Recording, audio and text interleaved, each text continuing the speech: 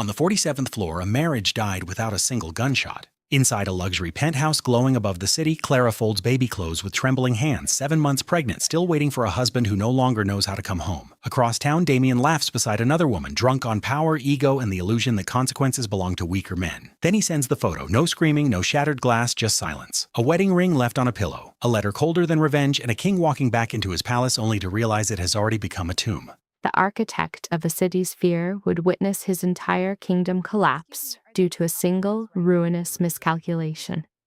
Damien Vale presided over a dominion of intimidation and finance, an entity that appeared both impregnable and absolute. His undoing was initiated by an act of pure arrogance, a photograph sent to his expectant wife.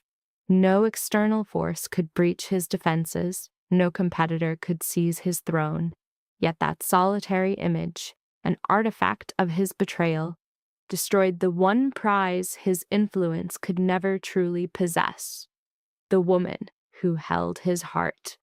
This is the anatomy of a narcissist's self-immolation triggered by a digital sin.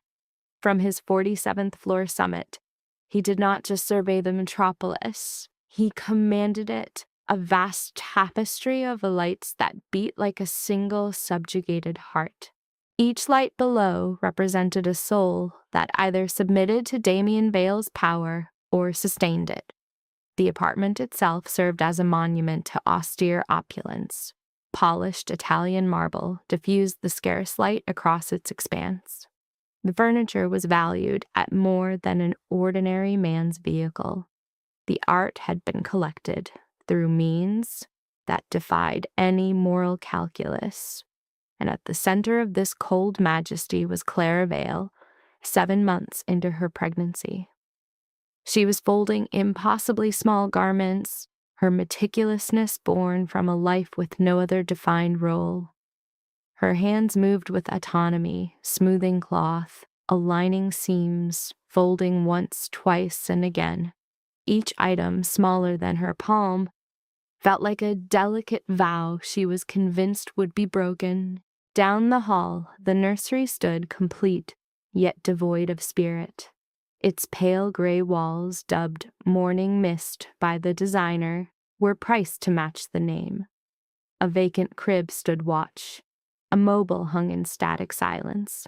The room seemed to hold its breath, awaiting a life conceived within a marriage Clara understood was a performance.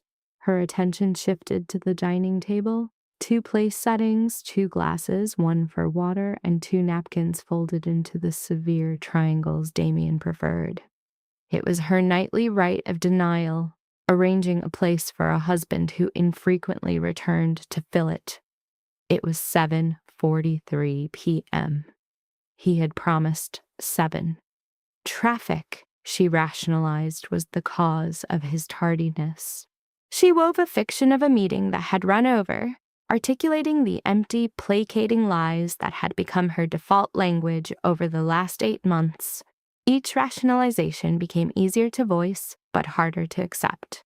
A sudden movement from the baby, a definite turn beneath her skin, made her inhale sharply and offered a faint smile.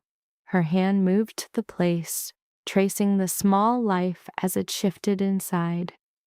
"I know," she murmured softly. "I sense his absence too." This was the most painful element of her vigil. She longed for him with desperation, not for the titan who rendered their home a gilded hotel, but for the man he was before, when their partnership superseded his ambition. She missed Daniel. That was the name she had known him by in the beginning, before he hardened into the colder Damien. She remembered him on Sunday mornings, making atrocious scrambled eggs with a sense of pride that obliged her to finish every bite. She yearned for the nights they were entwined, his hand a secure anchor at her hip, his breathing a steady rhythm on her skin. She missed being the center of his universe. Now she was just another asset, sustained in opulent comfort within a magnificent cage, while he erected tributes to himself. Clara set down a pale yellow, elephant-dotted onesie and slowly pushed herself up from the sofa. Her equilibrium was now a shifting, unsettling state, her body a vessel that felt at once miraculous and alien. At the window, she became a silhouette against the city Damien believed he controlled. Out in that conflagration of light, he was closing deals, eliminating rivals, and cementing his own mythology, becoming more the myth he pursued and less the man she required. The baby moved again, more forcefully this time. "Shh," Clara whispered, her hand making slow circles on her belly. "He will be home. He always comes home." But the affirmation felt hollow, and she wondered what home could possibly signify to a man who had made himself his own god. Elsewhere, in a restaurant with a 6-month reservation list, Damien Vale was asserting that very divinity. He held court within a private chamber where the light was sculpted to be forgiving, where one bottle of wine equaled a man's weekly income, and where his companion was decidedly not his spouse. Sienna Crow wore her beauty like a sharpened instrument. She had high cheekbones, eyes that held a permanent, knowing contempt, and lips the color of a fresh injury. An air of carefully managed recklessness enveloped her, a kind of poise that turned intelligent men into fools and powerful men into speculators. This evening, Damien was both. "Tell me something," she said, swirling the crimson liquid in her glass. "Do you ever really return to that fortress of yours? Or is it simply a symbol of your ability to afford a wife?" Damien produced a laugh. It was a vacant sound, a performance he deployed when a comment struck too close to a sensitive nerve. "I go home." "When?" "In the intervals between hostile acquisitions." Sienna leaned forward, her smile a predatory crescent. "I have known you for 4 months, Damien. You have referred to your wife twice, your penthouse 5 times, your empire perpetually. What does this data imply to you?" "It implies that I am a focused man. It implies that you are dying from sheer boredom." The word hung between them like the report of a gun, cracking the veneer of his composure. He took his Bordeaux, a bottle the sommelier had presented like a sacrament, and drank a measure that its quality did not merit. "Clara is with child," he announced, as if the words themselves were a conclusion. 7 months along, it is a delicate situation. All situations become delicate when you are justifying your presence where you should not be. Sienna's eyes were like slivers of glass. "Tell me of her, this wife you keep concealed." Damien shifted, the chair creaking beneath his weight. The question was a trap, and any conceivable answer felt like the mechanism to spring it. "She is a good woman, kind. She will be a magnificent mother." How touching. The mockery in Sienna's tone was palpable. "Good and kind, the adjectives one might use for a domestic pet. That is not—" The words failed in his throat, his jaw tightening into stone. "You don't know her." "I don't have to. I know you." Sienna placed her glass on the table, her gaze that of a hunter studying its prey before the final strike. "You made yourself into something formidable, Damien. You command allegiance. You generate fear. Men twice your age acquiesce to your will. And you return home to a woman who what? Manages your wardrobe, awaits you in silence, asks about the events of your day." Each inquiry was a scalpel, dissecting reality he refused to acknowledge. The truth was, he was an apparition in Clara's world. He could not say if she felt joy or sadness, or if she was merely marking the days until the child's birth would fill the emptiness he had left. "She made a choice to live this life," he said, the defensiveness in his voice sounding raw even to him. "Did she?" Sienna tilted her head. Or did she choose a man who no longer exists? The luxurious room suddenly felt stifling, the temperature creeping upward. Damien loosened the collar of his perfect Tom Ford shirt and signaled for additional wine he did not want. "What is the objective of this interrogation?" he snapped. "My motive is curiosity." Sienna's smile was composed entirely of teeth. "I want to ascertain if the great Damien Vale is truly unassailable, or if there is a spark of remorse for the pregnant woman you've confined in that tower." "I have not confined her. She is provided with everything. Except for you." The servers had turned, with the bottle cut through the escalating tension. As the dark red liquid poured into his glass, Damien considered at what point luxury had transitioned from being a reward to being his chosen form of anesthesia. "I provide for her," he said, after the server had gone. "The home, the security, the finest doctors. She will never experience a day of need." "How very noble." Sienna took a small, deliberate sip. "You have granted her a beautiful gilded prison." "It is not a prison. She is free to—" He halted, the stark truth striking him that he had no comprehension of what Clara was free to do. To leave? She never threatened it. To argue? She seldom complained. To ask for him? She had given up months ago. The silence that followed was a form of accusation. "Do you want to hear my theory?" Sienna inquired, her voice dropping to a conspiratorial whisper. "I believe you are terrified." "Of what?" "Of being ordinary, of having selected a throne over a family. You have told yourself that providing a fortune is synonymous with being present, that the fear you inspire in the masses is more valuable than the love of your wife." Her assessment hung in the air. "Prove that I am wrong." Damien felt an urge to retort, to use the cold logic that served him so well in boardrooms. But the defense would not form on his tongue. A hot surge of shame burned through him, and he hated Sienna for having lit the fuse. "This is—" "The truth," Sienna interjected. "I am aware." "Which is why every fiber of your being is screaming at you to run, but you will not.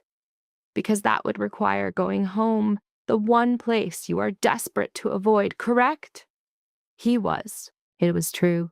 The penthouse was a mausoleum he himself had built, impeccably styled but devoid of any life.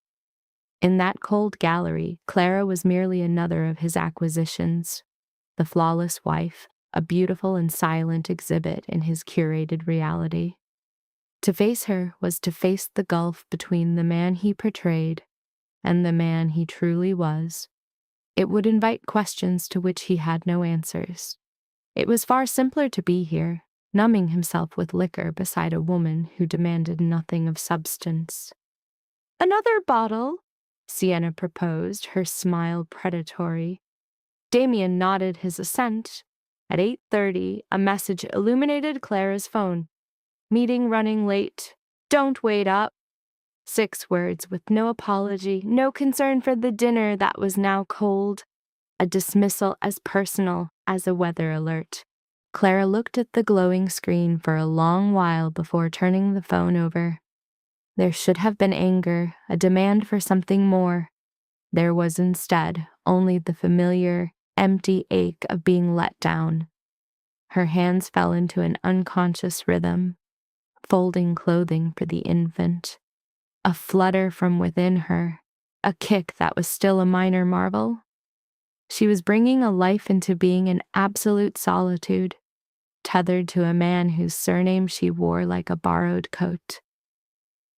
"It will be different when you are here," she whispered to the curve of her belly. "He will recover what is essential. He will return." The phrase was a quiet appeal to an indifferent cosmos, an incantation spoken into the void. She considered contacting her brother, Evan, whose theory held that men pursuing dominance were merely masking a foundational terror. To concede Evan's point would be to acknowledge a profound misjudgment of her own heart, a truth too heavy to yet accept. Thus she remained within the opulent confines of her residence, arranging garments for an infant whose father was becoming an alien presence on the far side of town. By 2200 hours, the liquor had firmly taken hold of Damien. He was not unsteady, yet reality had lost its sharp edges, its consequences receding into a hazy, theoretical realm. In this state, Sienna's voice was pure cadence, her challenges a form of seduction. They had departed the restaurant an hour prior, abandoning the check with the detachment of those for whom currency is an abstraction. Now, in her loft, a testament to curated emptiness that broadcasted immense wealth, the city's lights fused into a gorgeous, shattered mosaic. "You are molting this evening," Sienna noted, reclining on a leather divan, her wine glass held in a loose grip. "Less inhibition. It suits you." "I'm at ease," Damien countered, though the word was a fabrication. This was not comfort. It was a surrender to vertigo, a severance from the pull of responsibility. "You are defecting," Sienna amended, "from the stronghold, the life you assembled with perfect precision." She placed her glass down, rising with the fluid lethality of a predator. "The mystery is, to what are you running?" She was now close, her scent a coil of dark spice and illicit promises enveloping him. He was near enough that his stillness constituted a decision. "This is an error," Damien heard himself articulate, but he did not retreat. "The most significant ones invariably are." Sienna's palm came to lie against his chest, a searing brand upon his heart. "For months you've performed the role of the contented man, feigning that the idyllic home and expectant wife were sufficient. But they are not, are they? You would not be here otherwise." Her reasoning was a venom distilled with truth. He recognized the maneuver, perceived the snare, yet did nothing a loyal husband would do. He allowed himself to imagine demolishing the facade, to let the untouchable monarch fall, and simply be a man, impulsive, flawed, and authentic. "Damien," Sienna breathed, her lips a breath away from his. "When did you last act purely from desire, not for strategic gain, not for the grand design, simply for yourself?" He could not provide an answer. For 3 years, every move had been a component of a larger strategy. Clara herself had been an acquisition, her name a key to his legitimacy. When had he ceased to choose his own wants? "Demonstrate it," she murmured into his ear. "Show me you are more than a performance of strength. Prove you still possess a capacity for danger." "How?" The query was a raw fissure in the quiet. Sienna withdrew just enough to lock his gaze, her eyes electric with a challenge. "Let us capture this moment, right now. Something authentic, something that confirms you are here by volition, not by duty." His heart hammered his ribs. "That is precarious." "I'm aware. That is the objective." Her smile was incisive and knowing. "Unless, of course, you are afraid." It was there, the one provocation his ego could never permit him to decline. His entire empire was founded on the myth of his own fearlessness. How could he recoil from a single photograph? "I am not afraid," he stated. "Then prove it." Sienna produced her phone, flush against him. "Smile as if you feel it." She raised the camera. Damien witnessed their reflection. Sienna's raw, defiant beauty alongside his own visage, warm with wine and recklessness. They appeared as conspirators in a sublime mutual transgression. A sharp flash. Exquisite, Sienna exhaled, examining the image. We look right together, dangerous together. He peered over her shoulder and conceded her point. They looked vibrant, not like actors in a play. Now send it to her, Sienna instructed, her delivery impeccably nonchalant. The statement detonated within the silent room. What? To your wife. Sienna faced him, her look a flawless synthesis of mirth and cruelty. Transmit the photograph. Establish that you are not beholden to guilt or fear or the conditioning that compels you to enact the role of devoted husband. That is madness. No, it is candor. Her eyes held him fast. You are attempting to occupy two realities. You desire risk, then be risky. Cease the performance and make an authentic choice. Damien's heart pounded. All logic screamed that this was ruinous, an act that would shatter his world and destroy Clara. Yet the alcohol was a conflagration in his veins, and Sienna's taunt resonated with a dark, fractured element within him. Months of simulated joy, of vacant intimacy with Clara. Perhaps the only genuine act remaining was cruelty. Perhaps cruelty was a form of liberation? His thumb paused over Clara's name. Unless you're afraid, Sienna repeated in a whisper. Damien Vale had forged a dynasty on never yielding. He tapped send. The message disappeared with a faint tone, like a lock clicking shut for the last time. For one brilliant, soaring instant, Damien felt divine, unrestrained, omnipotent, and free. Then the weight of reality descended. What have I? He began, but Sienna was laughing, a crisp, victorious sound. You truly did it, she remarked, her eyes shining. The great Damien Vale, embracing chaos. I never believed you possessed the capacity. Damien fixated on his phone, on the single word, delivered. Across the metropolis, in a quiet high-rise, a blast he had just set in motion was about to tear through the world of his pregnant wife.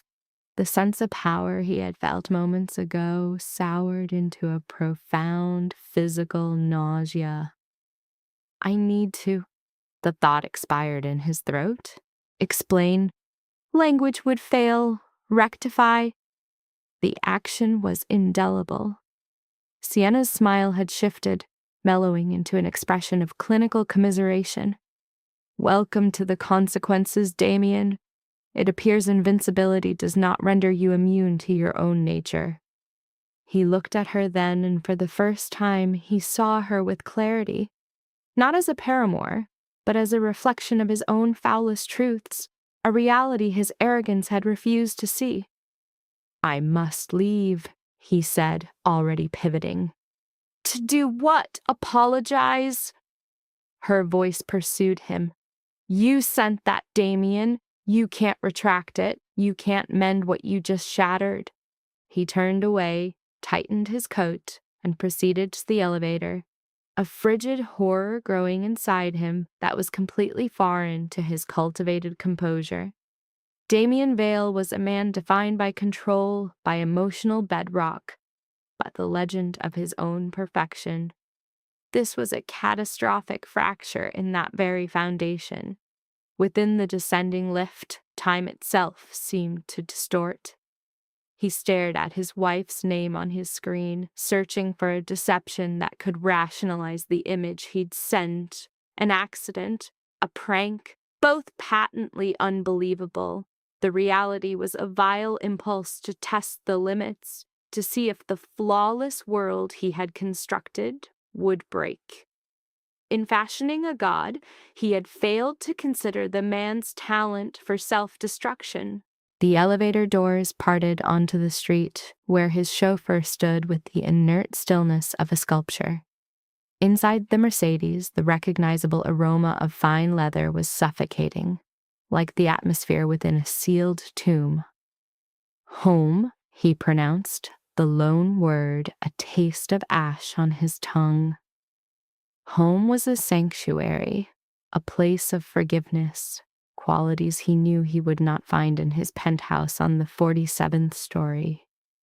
Through the glass, the city's lights smeared into an indistinct racing blur. He observed the city passing by, reflecting on the uncomplicated existences of other men, shared meals, bedtime readings, a genuine presence, customs he had always regarded with utter disdain. His entire being was a shrine to his own superiority. It was this precise architecture of ego that compelled him to send the devastating picture, a stark and brutal exhibition of his own power. The 20-minute journey elongated into a lifetime. His phone stayed black, and the absence of a reply from his wife was a more dreadful condemnation than any outburst. The night attendant, a known figure, acknowledged him with routine deference. "Good evening, Mr. Vale." Damien could only manage a nod, his throat too tight for speech, as he stepped into the private lift to his residence. The penthouse was his monument, and also his prison. The 47-story rise was a voiceless scream. The doors opened into a cavern of Italian marble and severe modern art, every object selected by him 3 years prior. The lights were on. "Clara!" he called, his voice absorbed by the profound quiet. A table prepared for two, the meal now cold, was a pristine artifact from a life now defunct. The stillness in the air felt wrong, weighted with an unnatural calm. This was not the silence of tranquility, but the vacuum left by a departure. He spoke her name again, with more force, but was met only with silence. He commenced a systematic search of the penthouse, his dread escalating with each uninhabited space he confirmed. In the main room, a small, impeccable stack of infants' clothes. The kitchen was immaculate, untouched. The nursery was a perfect vacant stage. He paused at the doorway to their bedroom. The bed was made with exacting precision. Her bedside table was empty, cleansed of her presence. Her closet door, slightly open, showed vast spaces where her life had once been. And there, placed on his pillow, was a small velvet box and a single folded piece of paper. His hands shook as he took the two objects. The box contained Clara's wedding ring, a band of platinum and diamonds from an era when a month of his life was still a fair exchange. The message was on her refined cream stationery. Her script was a study in impossible, decisive composure. "Damien, I appreciate your clarity. The image you sent conveyed what words never could about where your allegiance lies. For 7 months I awaited your return home. I realize now that you were already there, just not with me. I will not contest this. I am choosing tranquility for myself and for our child." Her letter was not an accusation, but a clinical summary. "You have your kingdom. I trust it will suffice. My counsel will arrange matters concerning our child. You may be a father, but my tenure as wife to an apparition is concluded. Clara." He scanned the text repeatedly, his consciousness unable to find purchase on the words. They were immutable facts on the page. Her dispassionate, precise tone offered no emotional fissure for him to exploit. She had simply excised herself from his equation. He collapsed onto the bed, a ruler marooned among the cold relics of his own success. For the first time, Damien Vale, a man forged in invulnerability, felt the absolute, crushing gravity of helplessness. His phone vibrated. A text from Sienna, the other woman, appeared. "Well, how did it go?" The message's casual poison delivered a nauseating shock of insight, forcing him to experience, for an instant, the same profound humiliation Clara must have endured. It was a stark vision of his own inconsequence to a woman he feigned affection for, he left the text unanswered. He sat in the hollow silence, gripping the ring, seeing how he had mistaken a slow act of self-destruction for a form of personal liberty. Beyond the glass, the city blazed, a galaxy of a million other realities. Each remote light was a life, a choice, a consequence. Inside the silent mausoleum of his own design, Damien Vale finally grasped the price of being untouchable, a terminal state of loneliness. Sleep offered no escape. He sat in the living room until the first light, clutching the letter, observing the sky bleed from black to gray. The dawn's beauty felt like a breathtaking cruelty. By 7 a.m., his phone displayed 23 messages from his associates and Marcus Chen, his second-in-command, who noted that for the first time in 2 years, Damien had missed their 6 a.m. conference call. A final message was from Sienna. "You're not responding. Did I finally break you?" He swiped it into nothingness. His own calls to Clara connected only to her voicemail, a cheerful ghost from a time when she might have welcomed his voice. "Hi. You've reached Clara. Please leave a message." The words he needed were lodged in his throat. "Clara, it's me. I need to explain." He ended the call, knowing he had nothing to offer. "Just call me." An hour passed. Her line went directly to voicemail. By noon, he was pacing the enormous apartment like a great cat in a glass enclosure. The meticulous architecture of his life had collapsed into ruin. A foundational deal with the Castellano family, months in the making, simply ceased to be relevant. His focus instead kept drifting to the small, folded clothes, as he realized he could not recall the last time he'd even inquired about his wife's well-being. His phone rang, and a foolish spark of hope that it might be Clara was immediately snuffed out. It was Marcus. "Where in God's name are you?" his deputy asked. "The Castellanos are seconds from walking. They consider this a deliberate insult." "Manage it," Damien rasped, and a stunned silence filled the connection. In 5 years, Marcus had never been issued such a profoundly reckless command. "Manage it how?" he asked, his voice taut with disbelief. "I am indifferent. Give them the e-stocks. Give them whatever they want. Just make it conclude." "Damien, what is happening to you? Are you all right?" "My wife has left me," he stated, the words toneless and inert. "Last night, she took everything." Another silence stretched as Marcus, for whom Clara existed only as a name, attempted to process this. "I'm sorry, is there something I can do?" "I need you to locate her." "Understood. My people can search discreetly. Do you have any idea where she might have gone?" The question opened a chasm of ignorance so immense it left him speechless. He knew none of her friends, nothing of her family, none of her sanctuaries. 7 months into their marriage, and he was a complete stranger to her. "Her brother," he finally articulated. "Evan Hart. He is somewhere in Riverside, I believe." "You believe?" "I have never been there," Damien confessed, the admission like swallowing shards of glass. "She mentioned a house with a blue door." "That gives me very little to work with." "Then make it work. That is your purpose." He cut the connection, a new wave of despair crashing over him. He knew the anger he had directed at Marcus was simply poison overflowing from his own wound. He surveyed the penthouse, 4,700 square feet of cold stone that now felt like a crypt. Every object, every chair, table, and piece of art had been selected to project power, not to provide comfort.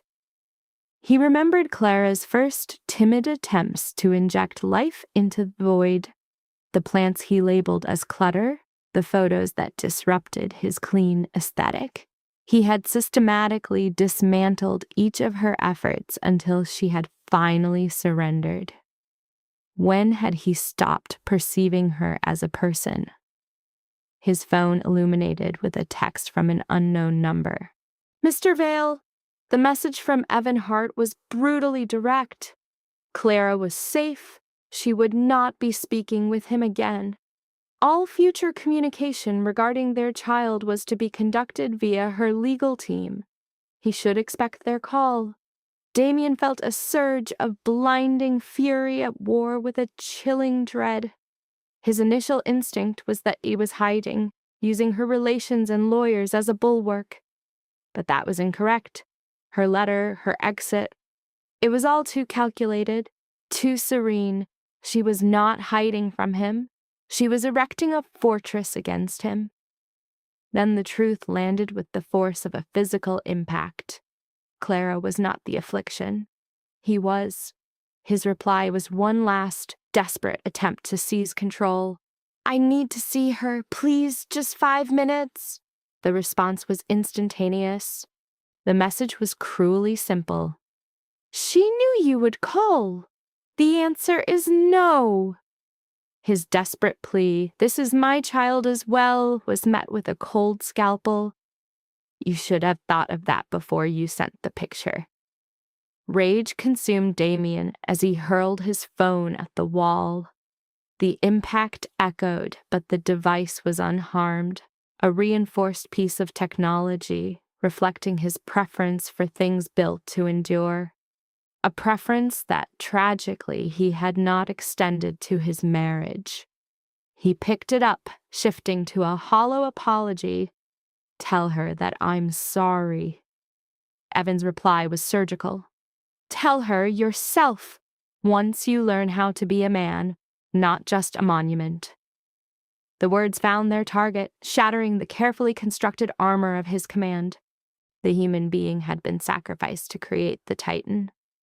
As twilight bled into the penthouse, the walls seemed to constrict. In a stark deviation from his life script, Damien walked out alone, without a driver, security, or a destination. He dissolved into the city's arteries, his name and face erased by the anonymity of the masses. No one bowed, no one looked twice. The sudden absence of reverence was a dizzying shock. He was just another man swept along in the Friday night current. The fall from his pedestal was terrifying, and yet, in some strange fashion, it was also liberating. His aimless journey ended before a small diner, the very sort of establishment he was conditioned to despise. The interior was a universe of chrome, worn vinyl, and the hum of fluorescent bulbs. Its menus were softened by 1,000 different hands. This was precisely the kind of place Clara would have cherished. On a sudden impulse, he entered. A weary waitress named Bonnie motioned with her pen. "Anywhere you like, hun. Coffee?" He nodded. She returned, pouring from a glass carafe without ceremony. Her gaze was unvarnished. "Rough one?" A laugh, rusted from years of disuse, nearly broke free. "You have no idea." Her reply was a practiced solace. "Coffee's good for that. Pie, too. We have apple or cherry." "Apple," he heard his own voice say, though he could not remember the last time he'd had pie. His personal chef worked with foams and reductions. This was an act of defiance. Bonnie returned with a thick slice of the pie, a scoop of ice cream already beginning to weep onto the plate. She refilled his coffee without a word and moved on. He took a bite. It was sweet, unpretentious, and utterly perfect, the most authentic thing he had tasted in years. Then he opened the photograph, the digital wound that had initiated this unraveling.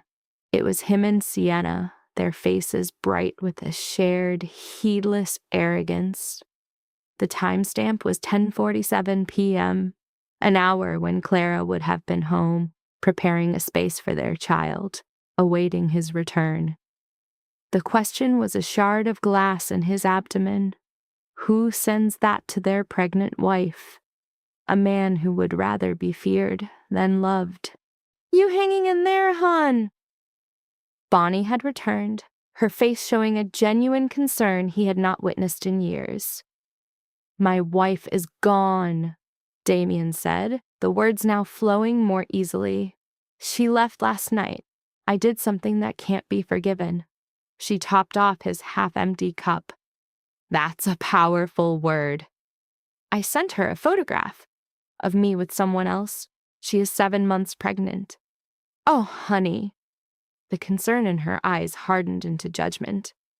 "Yeah, that's just about unforgivable." "I know." "So what made you do it?" Damien set his fork down. "I am a fool who mistook power for permission. I believed I was immune to consequences. And now you've learned otherwise." Bonnie leaned on the vinyl of the booth.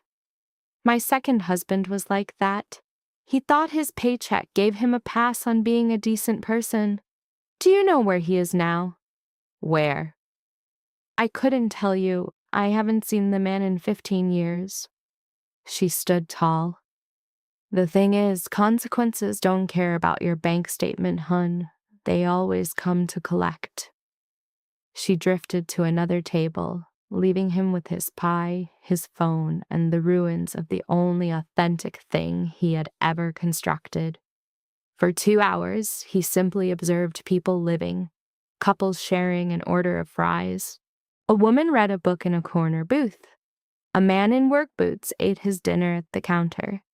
These were simple people leading simple lives, none of them occupied with building empires or proving their own invincibility. He paid Bonnie 3 times the amount on the check and walked back out into the night. The weekend that followed was a sleepless, frantic sequence of failures. He had flowers delivered to Evan's house. They were sent back. He attempted to go there himself, only to be met by Even holding a baseball bat. His message perfectly clear. He called Clara's physician, trying to obtain information about the baby. The law erected an impassable wall of patient privacy. Monday found Marcus, the penthouse with reports Damien was barred from seeing, his lieutenant's expression a mask of concern. "You look like a ghost," Marcus declared without preamble. "I'm flattered."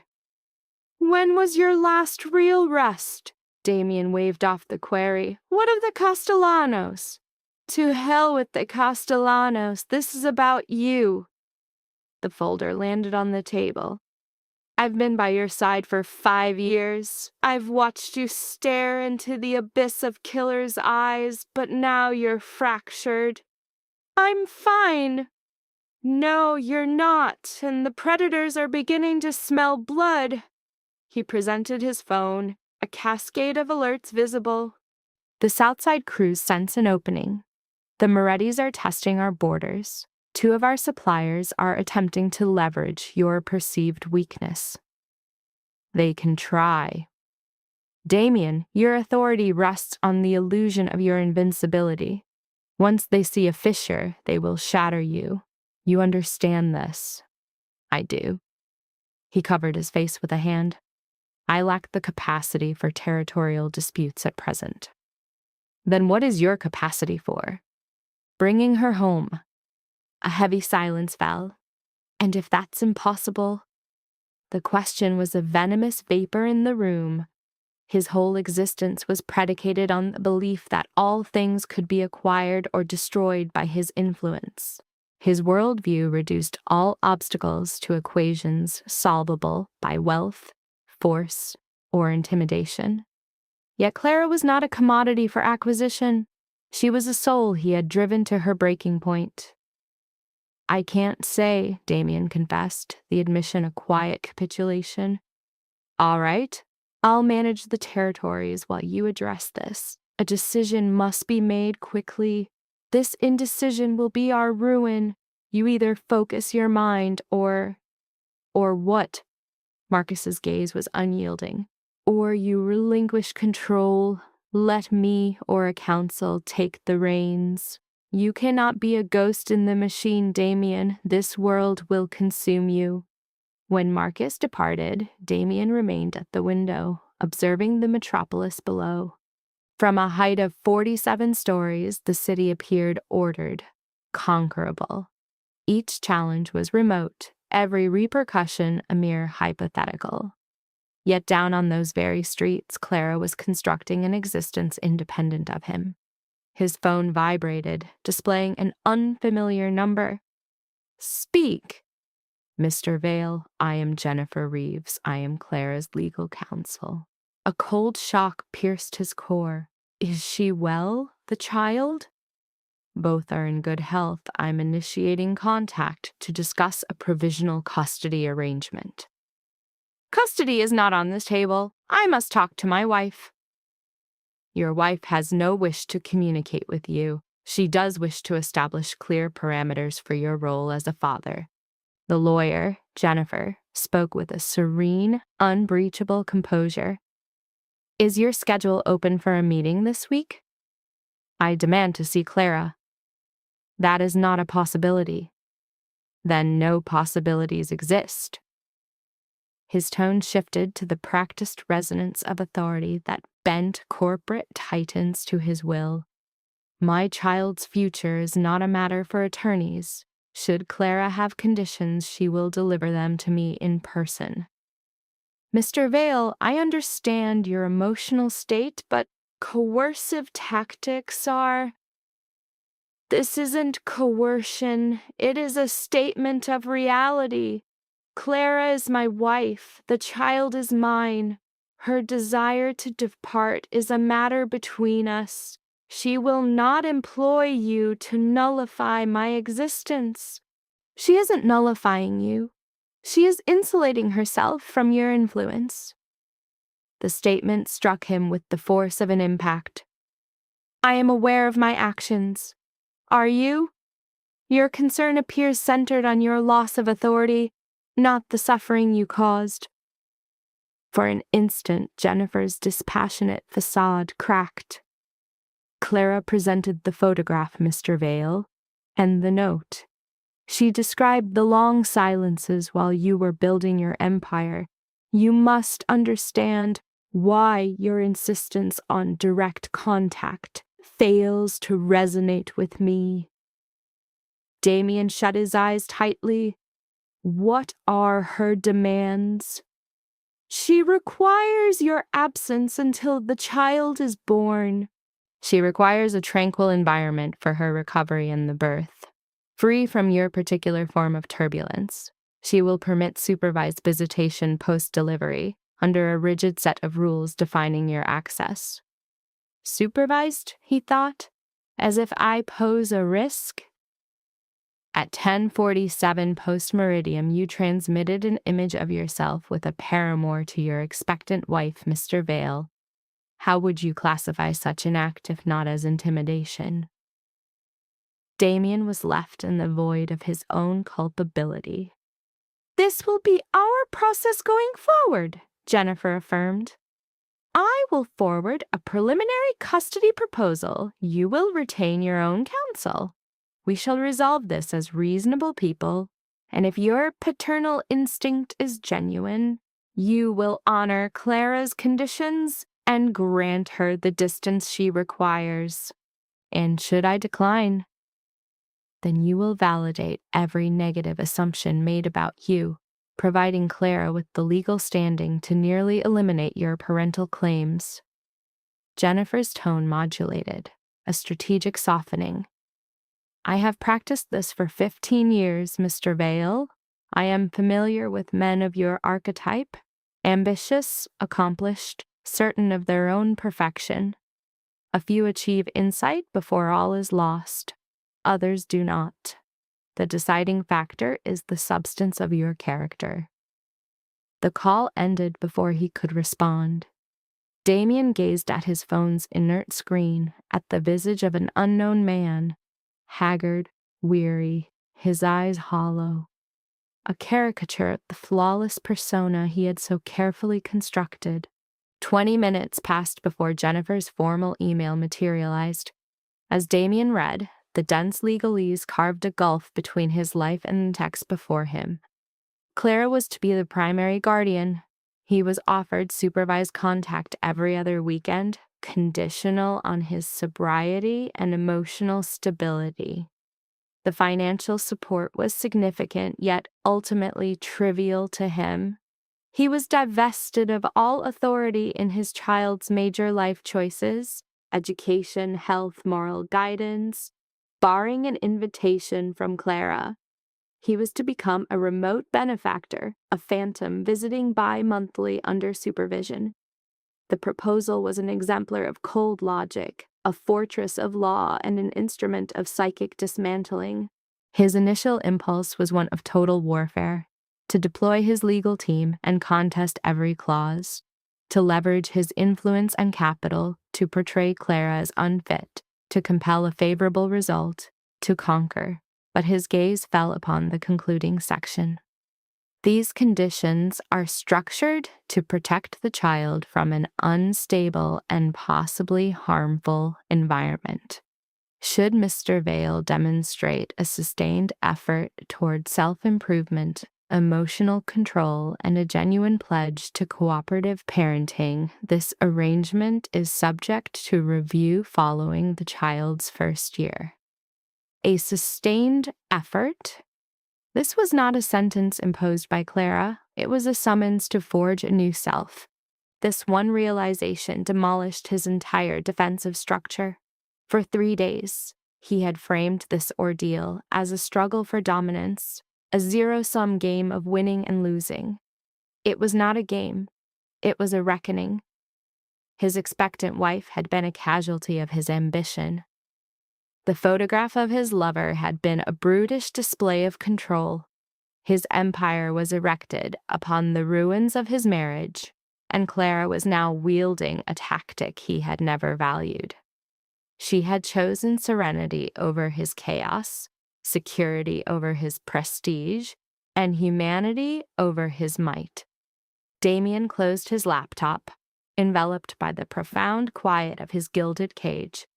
Beyond the glass, the city thrummed with vitality. Within, he was finally face to face with the man he had authored.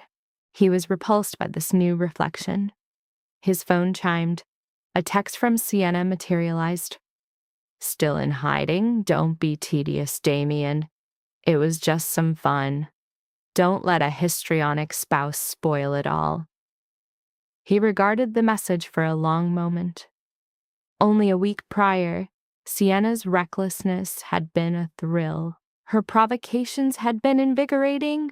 Her disregard for convention had felt like a superior liberty.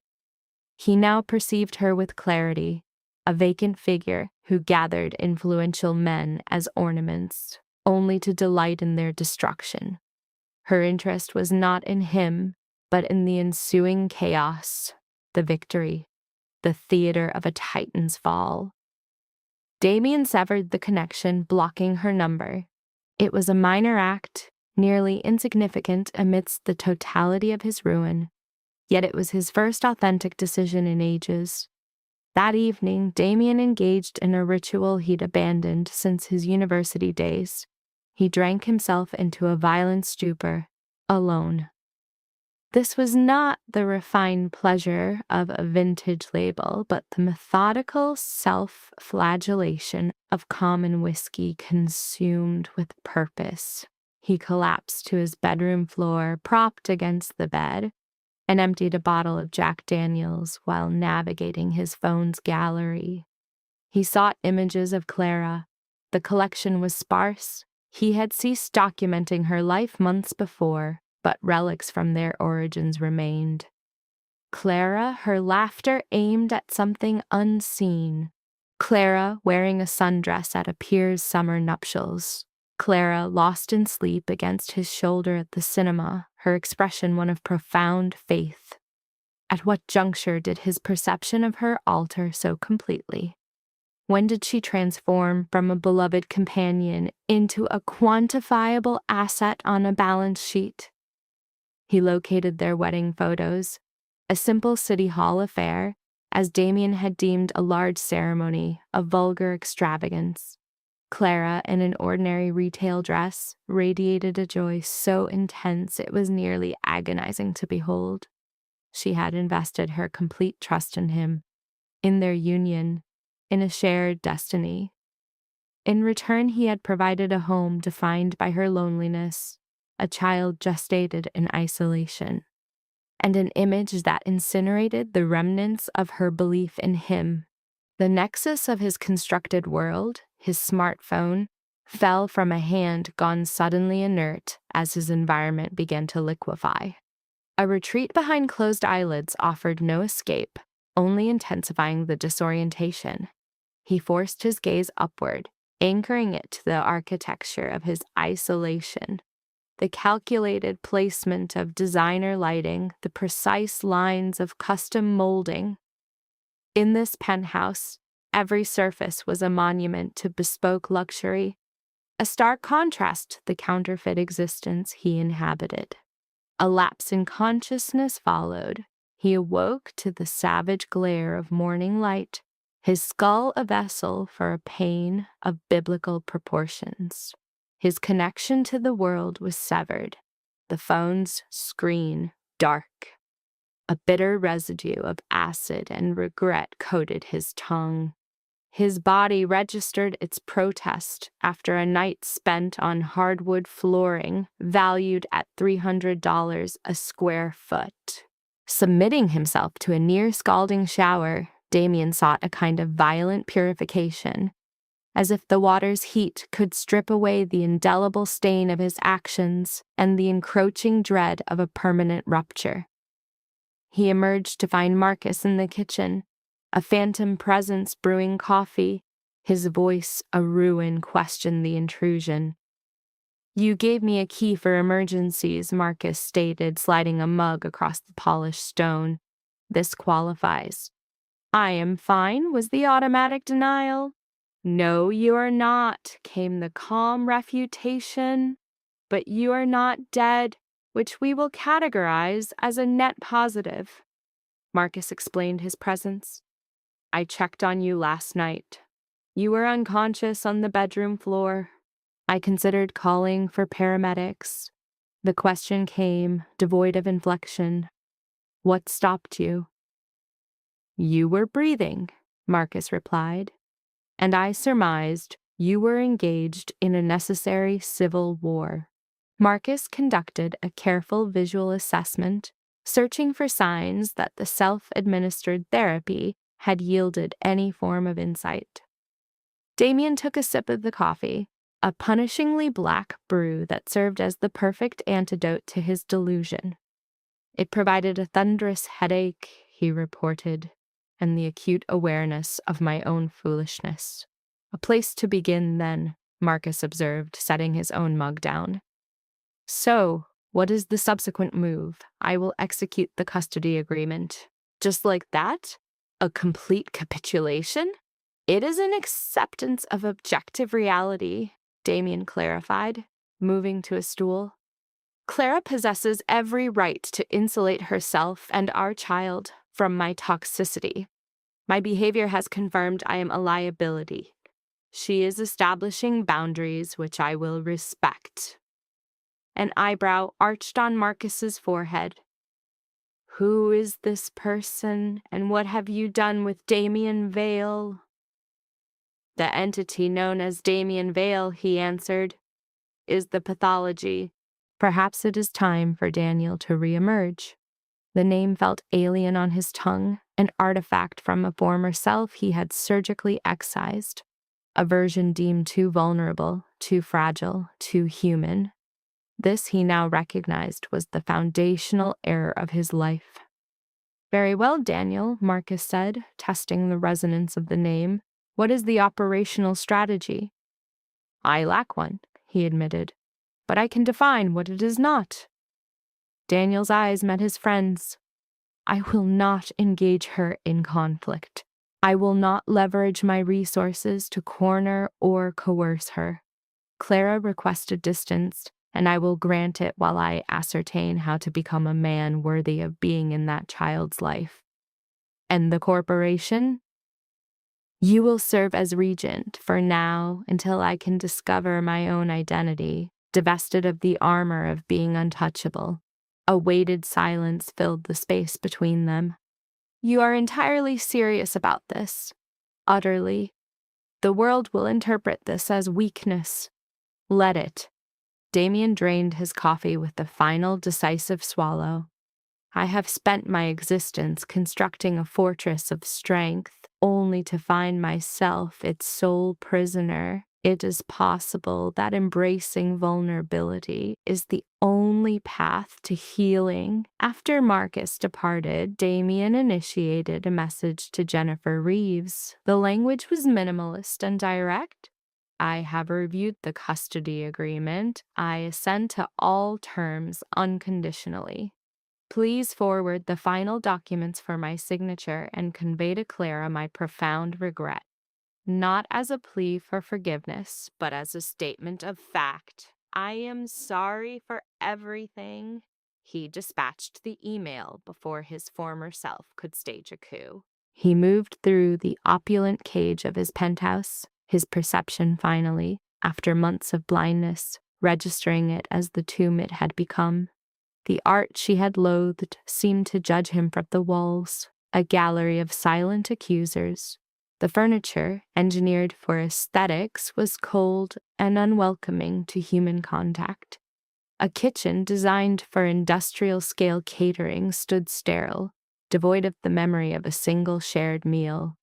And the nursery, a perfect, untouched mausoleum for a life that would now never inhabit it. This was no home. It was a monument to a collapsed future. Damien's hand retrieved his phone, his voice toneless. Beth at Riverside Realty.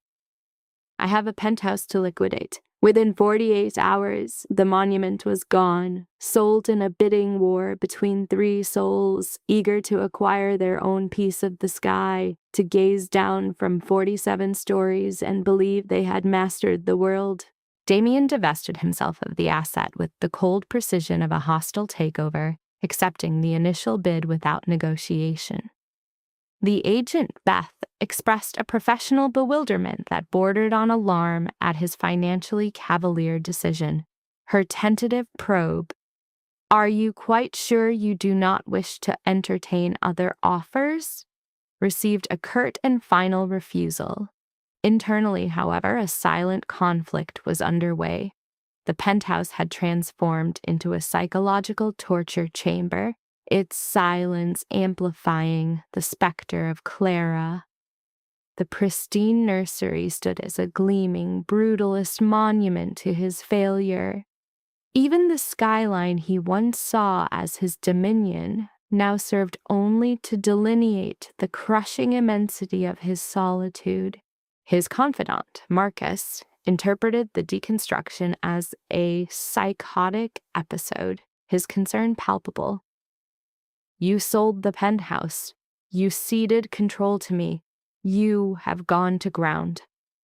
Damien had selected a generic coffee shop for their rendezvous, a conscious descent from his usual realm of glass towers. On this neutral ground, he articulated a fragile ambition to rediscover himself beyond the bulwark of his reputation. When Marcus accused him of methodically dismantling his own life, Damien's agreement was a quiet, resonant whisper. Apparently. He admitted the penthouse was never a home, but a psychological projection, the corporeal form of a grand delusion he was now duty-bound to shatter. "I am finished with projections," Damien stated, the words serving as an epitaph for his former persona.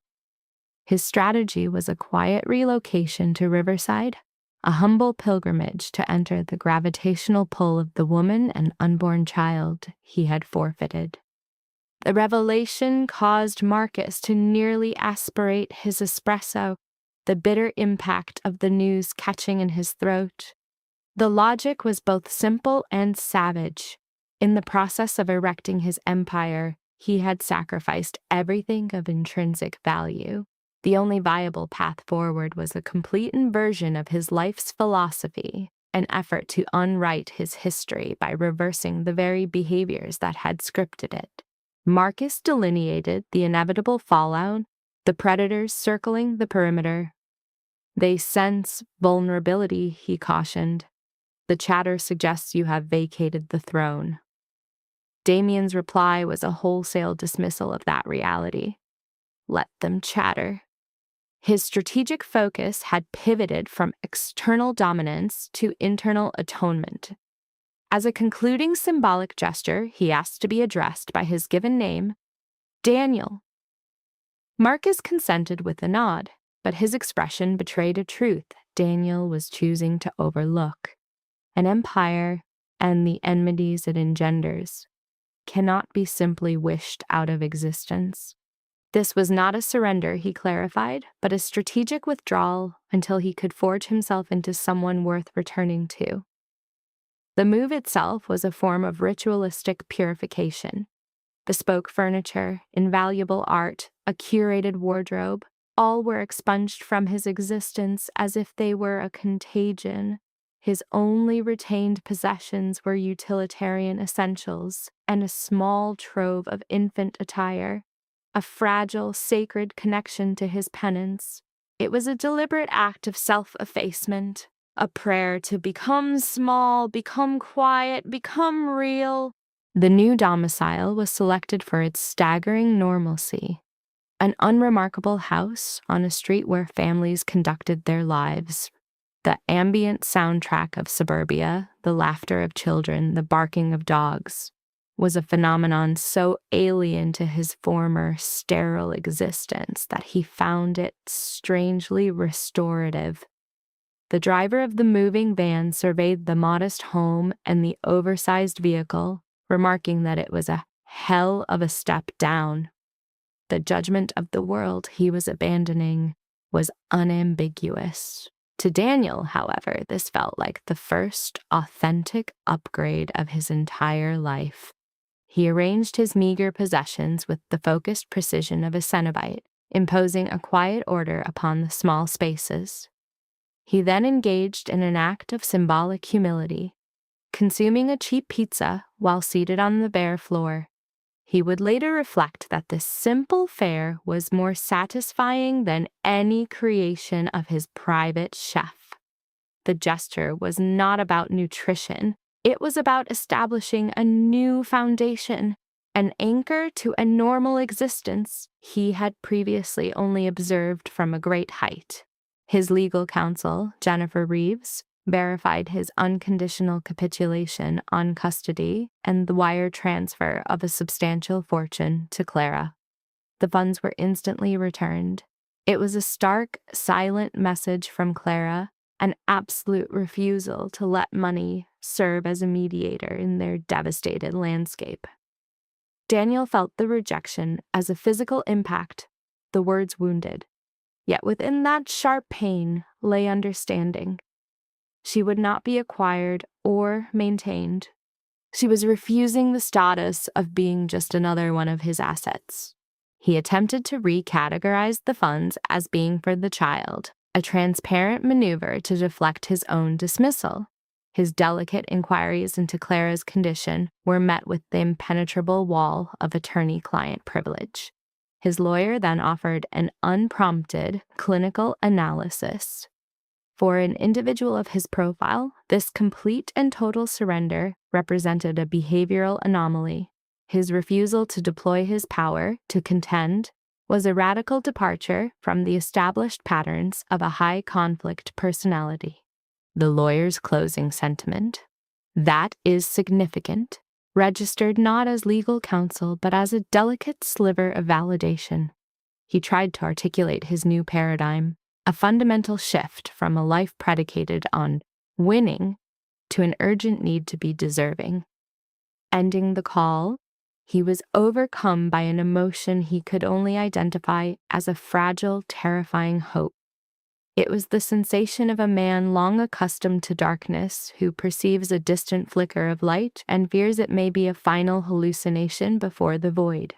The inevitable reckoning arrived in the form of Clara's brother, Evan Hart, a figure of righteous retribution. His animosity was a palpable force, his distrust coiling around him as he interrogated the sincerity of Daniel's presence. Daniel's justification was a thin veil of providing aid in emergencies. Evan tore this defense apart with a single brutal truth. Clara had wept for 3 uninterrupted days after his departure, forcing Daniel to witness the emotional wreckage he had caused. Evan framed his return as a calculated performance of contrition, a manipulative bid to re-enter his sister's life. He diagnosed it as a narcissist's desperate campaign for a redemption narrative. The ultimatum was then cast: if this is real, vanish. Show you care by finally giving her what you never have: distance. This created a flawlessly cruel paradox for Daniel. Prove his love by embracing his own complete erasure from her world. His predatory instincts urged him to retaliate, to debate, to seize control of the narrative as he always had. Instead, Daniel choked this impulse, choosing her psychological well-being over his own desperate need for her. His capitulation was a solitary, fractured word. Okay. It was the most profound and difficult triumph of his existence. He then confessed his love for her, the statement now laced with a sharp, new self-awareness, labeling it both selfish and destructive.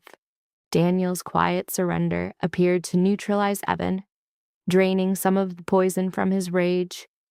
He then disclosed the painful reality of Clara's condition. She was caught in a classic psychological bind, suspended between her primal fear of more pain and the lingering, tragic memory of the man Daniel once was. It was a textbook trauma bond, leaving her unable to synthesize the loving past with the cruel present, thus paralyzing her capacity to heal. Daniel's denial was met with a devastating inventory of his symptomatic neglect. Evan recited every business meeting that took precedence, every ignored phone call, every instance he had gazed at Clara yet failed to see her. The final indictment was that he had rendered her psychologically unseen, a condition far more corrosive than simple abandonment. This truth struck Daniel with physical force. He had treated the woman he loved as a piece of furniture. A promise to reform tumbled from his lips, the words feeling inadequate even to himself. As he departed, Evan issued one last challenge, unearthing a vital artifact from their past, a letter Clara had preserved. Damien's memory offered nothing. Evan specified it was from the inception of their love, a compact they made for their shared future and his personal growth. He explained Clara mourned the man who had authored that vow, not the titan of industry he had become. Following this encounter, Damien felt an overwhelming compulsion to excavate his possessions and find it. Dated 4 years earlier, the letter was a relic from their relationship's delicate dawn. Even his handwriting seemed to belong to a man less shielded from the world. The contents were a frank admission of his own flaws, followed by a solemn pledge. Clara, I know I'm not simple. I promise to choose you every single day. He had signed it with his given name, Daniel. In that moment, the complete scale of his betrayal against this personal oath became devastatingly clear. He folded the note, placing it in his wallet as a tangible reminder of the man he was meant to become. The ensuing weeks were a severe trial in displacement. Damien's new apartment was sterile, his career a hollow exercise. The profound quiet of his new life became an unsettling fusion of peace and a persistent gnawing anxiety that fed his circular thoughts. He started to reconstruct his world with mundane routines, maintaining his home, reading and learning, anonymity in Riverside. This journey ultimately guided him toward seeking professional therapy. His sessions were held in a nondescript office within a large commercial complex. His therapist, Dr. Sarah Chen, a woman in her 50s, regarded him with a calm, professional objectivity. Following her preliminary inquiries, she posed the essential question: what was he fleeing from? Damien countered, claiming he was building, not escaping. Dr. Chen gently dismantled his narrative, proposing that his relentless accumulation of success was itself a form of flight. Thus, the work was defined to identify the object of his chase. Their sessions began to excavate a deep-rooted trauma from a youth marked by financial instability. His parents' incessant struggle had carved a paralyzing dread of dependency into his very being. His life became a pathological overcorrection, constructing an empire as a bulwark against ever needing another person. In their 5th meeting, Dr. Chen inquired where Clara factored into this emotional fortress. Damien admitted she had penetrated his defenses by seeing the man beneath, an experience he could only describe as terrifying. He confessed this terror stemmed from a core conviction that, behind the facade, he was fundamentally unworthy of being loved. This fear had driven a preemptive strategy: abandon others before they could abandon him. I made her invisible, he revealed to the doctor. If she couldn't perceive me, then I couldn't fail her. When prompted about the incriminating photograph, he deflected with excuses of alcohol and control. The doctor reframed it as an act of self-destruction engineered to force her exit before she could choose it herself. The insight landed on Damien with chilling accuracy. He asked her for a path forward. Dr. Chen prescribed radical acceptance of his actions and of the necessity to change for his own sake, not to win Clara's validation. Concurrently, updates from his second-in-command, Marcus, regarding his business empire failed to ignite his former ambition. When Marcus confronted him on his apathy, Damien conceded that while his intellect grasped the situation, his emotional investment was gone. Damien articulated that his quest for dominance now seemed a catastrophic miscalculation, and he was actively uncoupling his identity from his corporate persona. When questioned about who he was now, he acknowledged he was in the process of discovering that. 2 months after their split, a chance encounter occurred in a grocery store. He saw Clara, now 8 months pregnant, projecting a serenity he had never been capable of providing. She was wholly immersed in the simple task of selecting vegetables. In her, he witnessed a genuineness that put his own manufactured world to shame. A powerful impulse to approach her arose, but Evan's words reverberated in his mind, anchoring him in place. Observing from a distance, he could see she was truly at peace. In that moment, his sense of ownership dissolved into a profound gratitude. He understood her departure was not a rejection, but an escape from the toxicity he had cultivated. He recognized then that she had chosen stability over his particular brand of chaos. Exercising immense self-control, he waited until she was gone to complete his own shopping, a faint tremor in his hand. That evening, he began to write a letter, a careful and deliberate action. It started not with a plea, but with an acknowledgement. "Clara, I saw you at the store today. You seemed happy. I am glad I am writing, so you know I am no longer the man who sent that picture." The letter detailed the facts of his new reality. He had sold the penthouse, relocated, begun therapy, and relinquished operational control of his company. He wrote of his desire to shed his constructed identity for an authentic life.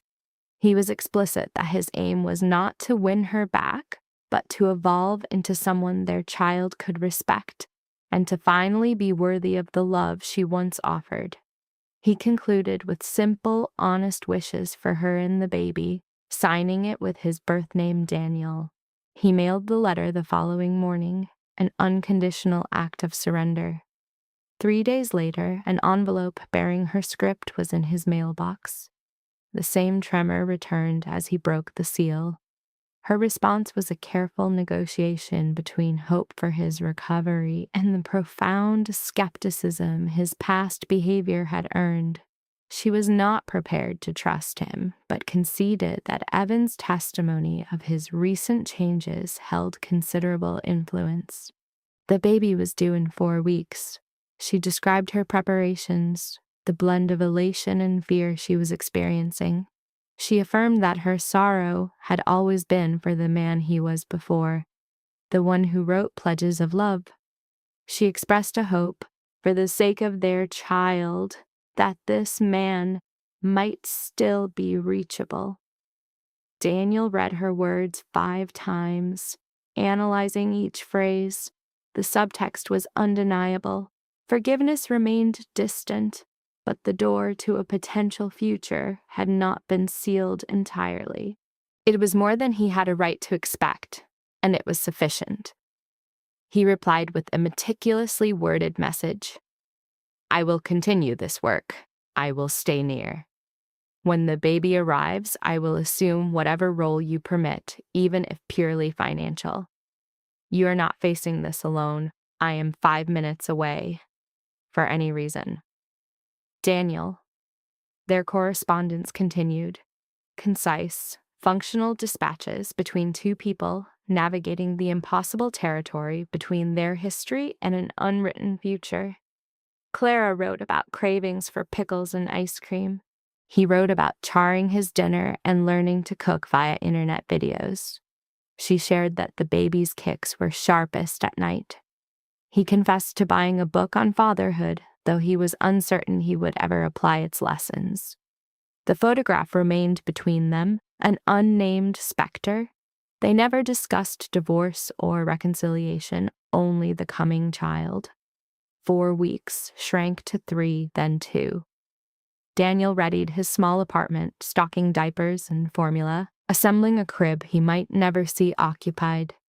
Then, on a Tuesday at 11:30 p.m., his phone lit up. The caller ID said Evan. A stillness seized Daniel's heart.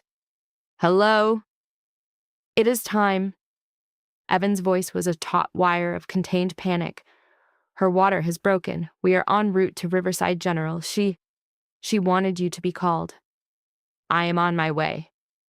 In a single motion, Daniel was gone.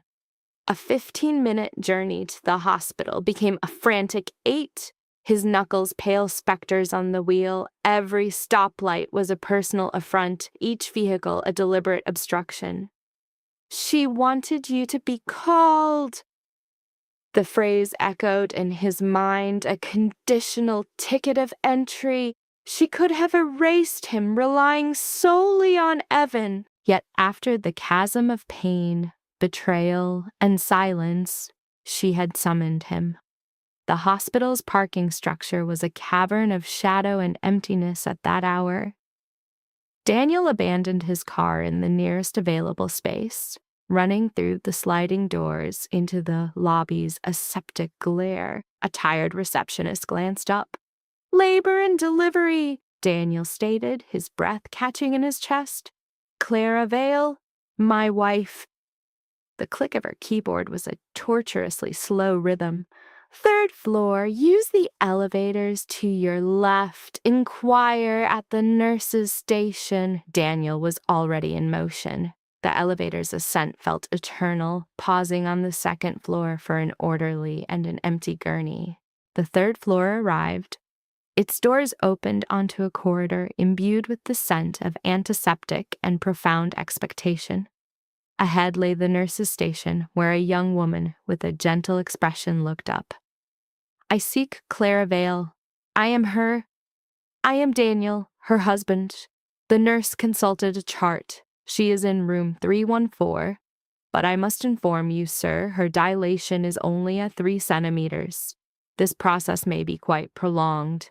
First labors are frequently Time is irrelevant. I must see her.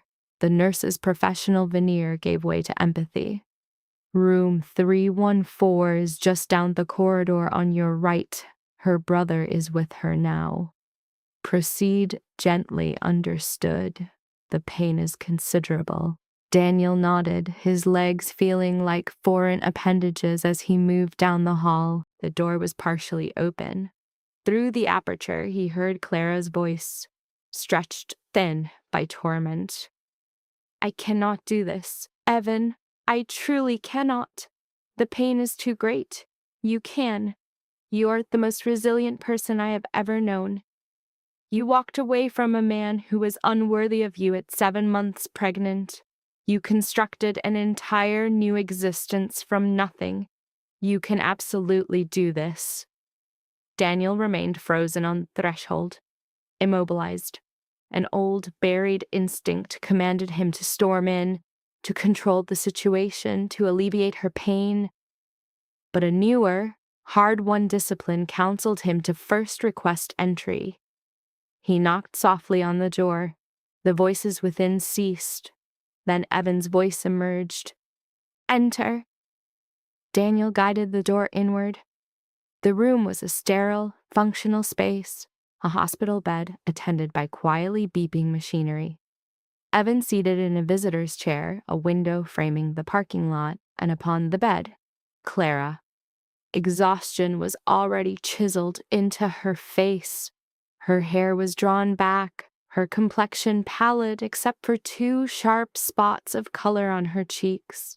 She was dressed in a standard hospital gown, one hand resting in a protective gesture over the arc of her abdomen. As her eyes met his, an inscrutable emotion flickered across her features. Relief, apprehension, or a fusion too intricate to name. You are here. Her voice was a mere whisper. You asked for me to come. Daniel lingered by the door, uncertain of his license to advance further into her world. I will always come if you call. Evan rose to his feet. I am going to procure some coffee. Allow you two a moment. He paused beside Daniel, his voice a low caution. Do not make me regret this call. He departed, leaving them in solitude together for the first time in 3 months. How are you? Daniel posed the question, its utter inadequacy hanging between them. A faint smile grazed Clara's lips, as if a small human is attempting to burrow its way out of my body. The contractions arrive approximately every 6 minutes. The doctor predicts a long night. May I? Daniel gestured to the chair Evan had left. May I sit? Yes. Please. He traversed the room with deliberation, as if any abrupt movement might shatter the delicate armistice between them. This close, he could register the physical toll of her ordeal, the fine lines of agony around her mouth, a slight tremor in her hands. She finally acknowledged his attempts at contact, saying, I received your letters, everyone. I did not require a response, simply knowing you were thinking of me, of the baby. I know, but it helped to know that you were making an effort. A contraction gripped her, turning her body rigid. Daniel observed, completely powerless, as she engaged a breathing technique, her voice a soft count. 1, 2, 3, 4, 5. The wave receded, leaving her depleted. What can I do? Daniel asked. I need a task. There is nothing. You must simply wait. We both must. What? Her gaze at last met his directly. It was an unfiltered look, the first he had received since his arrival. You appear different. I am. How?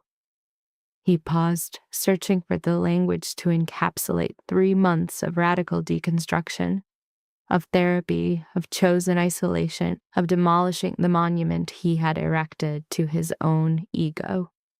I sold the penthouse, he began. I reside in Riverside now. I ceded full operational control of the company to Marcus. I began sessions with a therapist twice a week, and I have been learning that my ambition was a flight from my own vulnerability.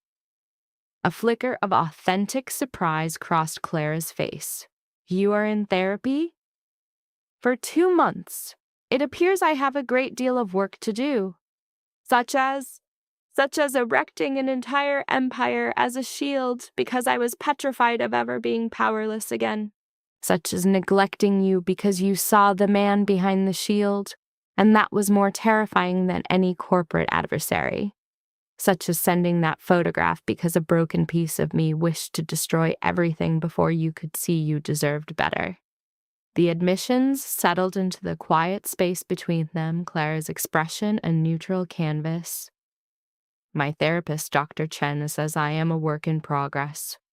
Daniel said that this is not a linear path, that I will falter. But I am trying, Clara. I am genuinely trying to be a man who is worthy of being this baby's father, and perhaps someday worthy of being your husband once more. Daniel. Clara's voice was gentle, a correction from the formal Damien to the name he had chosen to reclaim. I do not know if we can return to what we were. I know. I am not asking for a return. I am asking if we can build forward. Before she could form a reply, another contraction seized her. This one was more potent. She gasped, her other hand clenching the bed rail. On pure instinct, Daniel extended his arm and took her hand. She gripped it with immense force, her nails pressing into his palm as the spasm peaked. Breathe, he said, his tone low and constant. I am right here. You are safe. 1, 2, 3, 4, 5. He counted alongside her, his own heart hammering until it subsided. When she relaxed, she did not release his hand. Thank you, she exhaled. Always. Evan reappeared, bearing coffee, pausing at the threshold to absorb the scene. Their hands linked, a fragile and hopeful connection forming in the space that divided them. Another one? Evan inquired. A significant one, Clara affirmed. They are becoming more frequent. Evan offered her a small cup of ice chips. The nurse indicated these were permissible. No other food or drink until after the baby arrives. The hours that ensued dissolved into a peculiar, timeless haze. Contractions arrived in relentless waves, each more severe than its predecessor. A doctor entered and exited, noting her progress with clinical detachment. 4 centimeters. 5. 6. With each number, Clara's pain and exhaustion deepened. Daniel remained steadfast at her side. Evan proposed a rotation so he could rest, but Daniel declined. Each time a contraction started and Clara's hand sought his, he was present. Each time she requested ice, a cool cloth, or a voice to count with her, he responded. Around 3 o'clock in the morning, at 7 centimeters and weeping from raw fatigue and pain, she looked at him, her eyes vulnerable. I'm afraid, she confessed in a fractured whisper. Of what? Of everything. The pain intensifying, a complication, that I will be a deficient mother, that I will have to face this alone. You are not alone, Daniel declared, his voice filled with a certainty he felt to his core. I am here. Evan is here. You are loved, and you are going to be a phenomenal mother. How can you be sure? Because you were strong enough to leave me in order to protect this child. You selected sanctuary over the life you had known. That demonstrates you can make the sacrifices a parent must. Clara's laugh was a brittle thing, thin with unshed tears. A rather grim validation. It is an observation. His fingers tightened on hers. When our child is born, our own history becomes secondary. I will be present for the night feedings, the appointments whenever you need me. I will be the father I pledged to be 4 years ago. The letter? Clara whispered, the words seeming hollow. I reread it. You promised to choose me every single day. A promise I shattered, I am aware. Allow me to make a new one, to choose you both every day for the rest of my life. Before she could respond, the physician entered the room. Dr. Patricia Morrison, a woman in her 50s, projected a practiced tranquility, the bearing of one who had navigated thousands of such emotional tempests. Let's assess your progress, she stated, her voice steady as she put on gloves. Following a brief examination, she offered a clinical smile. You are at 10 centimeters, Clara. It is time to begin pushing. The pronouncement sent a tangible shock wave of dread through the room. Clara's grip on Daniel's hand became a crushing force. I am not ready. I cannot do this. That is not correct, the doctor said with firm compassion. Your body is ready. The baby is ready. We just need your mind to align with them. Her eyes moved to Daniel. Father, will you be staying? Daniel's attention, however, was already exclusively on Clara. Am I needed? Within Clara's dilated pupils, one could observe a collision of terror, anguish, and a frail, emergent hope. Yes, I need you here, please. The utterance, I need you, was a tectonic event, shattering their world only to reform it on a new foundation. Then I'm not leaving, Damien pledged, a vow made at the crucible of childbirth. Evan mirrored him, taking his station on Clara's opposite side. Medical staff orchestrated the space with practiced efficiency, their movements a clinical ballet around the bed and its machinery.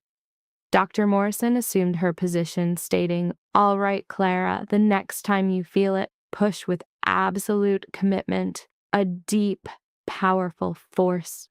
Think of the most profound physical effort you can. In another context, this analogy might have been humorous. Here, it was simply elemental. As the agony crested, Clara complied, her face a mask of crimson strain, while Damien's voice methodically marked the passing seconds. 1, 2, 3, 4, 5, 6, 7, 8, 9, 10. On the other side, Evan's support was a continuous murmur of affirmation. That was excellent, Dr. Morrison confirmed. Truly excellent. Now breathe. We will repeat this with the next one. A primal biological rhythm took command. The surge, the push, the respite. This cycle repeated, etching exhaustion onto Clara's features, each effort appearing more depleted than the one before. Perspiration matted her hair and fused her gown to her skin, yet she persevered, fueled by a determination to meet their child that Damien witnessed as nothing short of breathtaking. I can see the head, the doctor announced. Clara, you are at the threshold. A few more concentrated pushes. I can't, Clara wept, her voice fracturing under the pressure. There's nothing left. It's impossible. Yes, you can. Damien's tone was forged from raw steel. You possess a strength that surpasses anyone I have ever known. You endured me. You endured leaving me. You will endure this. Our child is moments from arriving. I just need you to draw on that strength a little more. Clara's gaze met his, tears charting rivers down her face as she gave a slight nod. When the subsequent contraction reached its apex, she bore down with the final vestiges of her power. That's it, Dr. Morrison exclaimed. The head has emerged. One more push for the shoulders. A last piercing scream erupted from Clara, a sound where pure agony converged with triumph. It was then that a new cry entered the atmosphere, the cry of a newborn. It's a girl, the doctor declared, elevating a small, crimson, wailing infant. You have a daughter.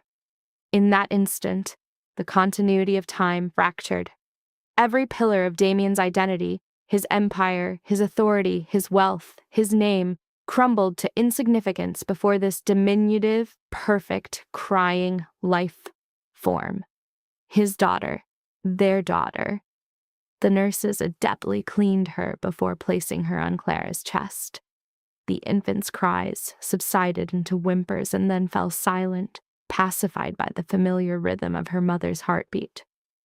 Clara's hands rose to cradle her, tears of pain, joy, and profound relief cascading unchecked.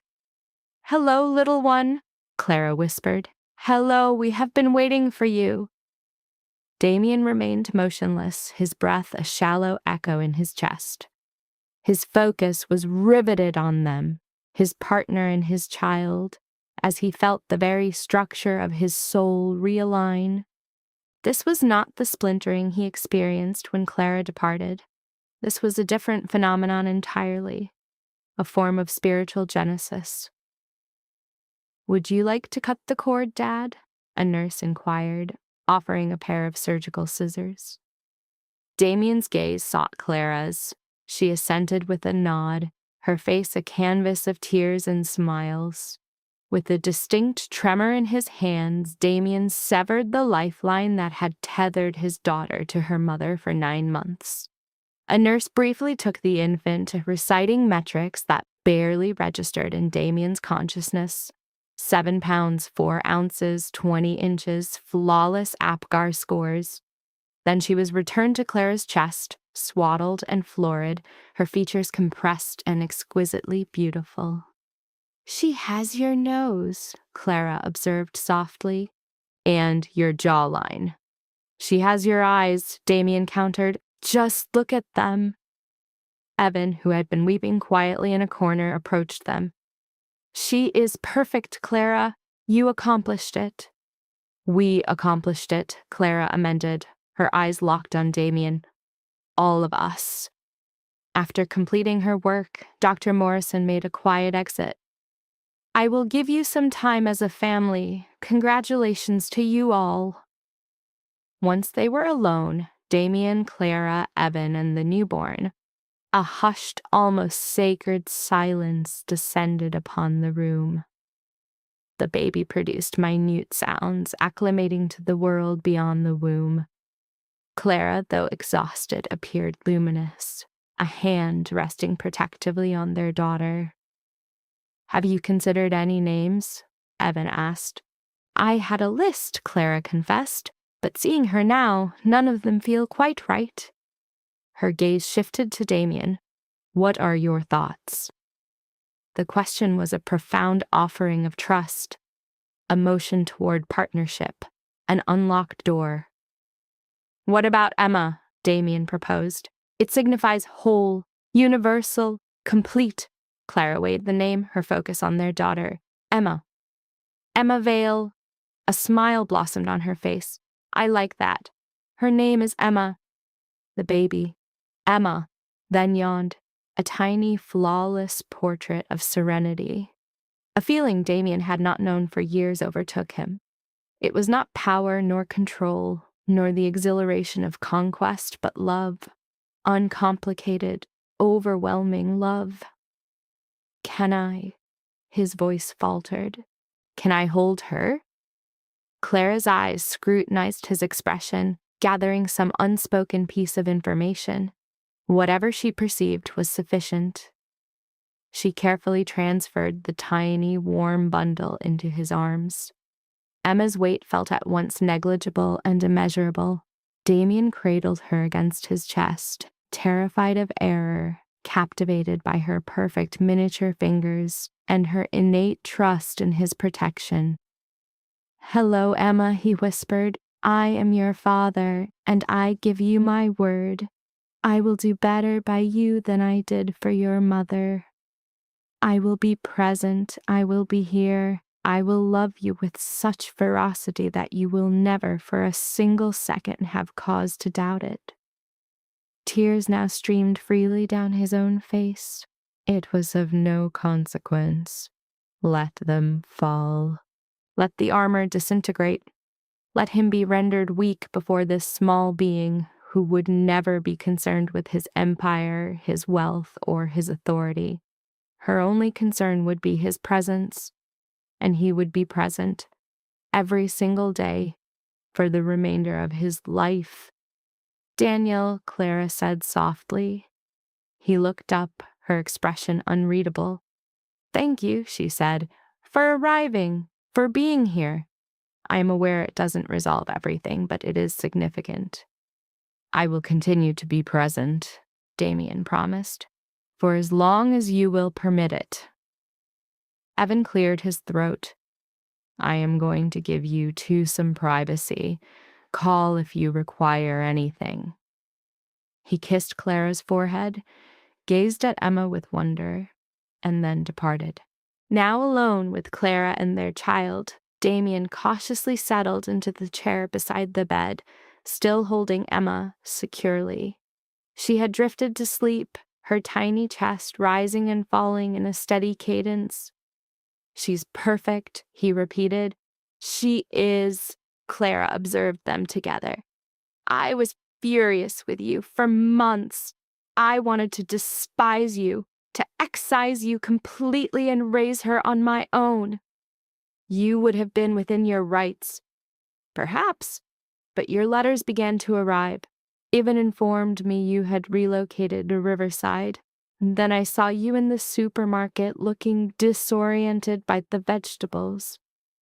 A faint, genuine smile graced Clara's lips. "You appeared so normal, so human. Not the monarch who fractured my heart. Just Daniel, the man I fell in love with."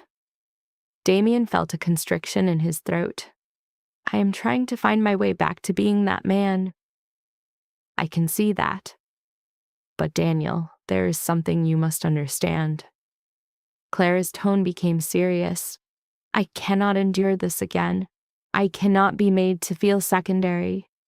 I cannot be subordinate to an empire.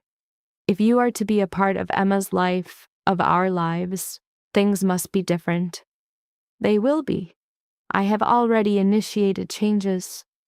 "Initiating is one matter, sustaining the effort is another." Clara shifted, wincing.